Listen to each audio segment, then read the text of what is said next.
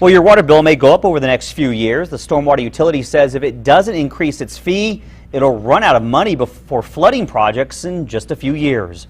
ABC 7's Maria Garcia is live with new details today. Maria? Rick, let's go back. In 2006, a massive storm made it painfully clear the city was not built with any infrastructure to control flooding. So the city created the stormwater utility to build pumping stations, drainage canals, and other flood control measures. Adding those projects to a city that's already built, though, is proving to be very expensive. That big downpour last month left a woman dead and the Public Service Board trying to figure out how to fund and finish all its stormwater projects. They've finished $24 million worth of projects and are either constructing or designing others priced at $57 million. But they still have $144 million worth of projects left to finish.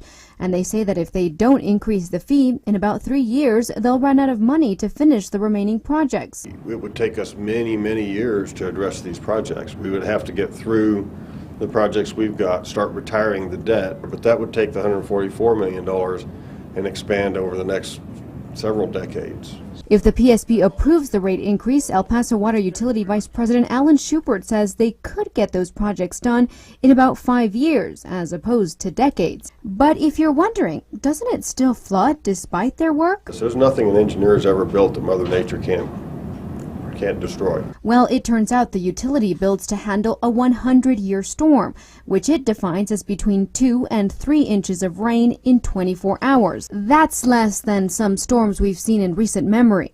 And that's chosen because you have to pick a standard that you can economically manage. But when we build facilities and we have to go in to areas that are fully developed, buy pieces of property, occupied homes or whatnot, and demolish them to put in these facilities. So you have to balance the level of protection that we're providing versus the cost and the impact on the community. Right now, the average stormwater fee for a residential customer is about $3, and the water utility wants to raise it to nearly $5 over the next 4 years. Now, it's important to note the PSB reduced rates nearly 40% in 2008. They also lost about $9 million in revenue when the legislature decided school districts and other government entities were exempt from the stormwater fee. Back to you. All right, Maria, thank you for that new information.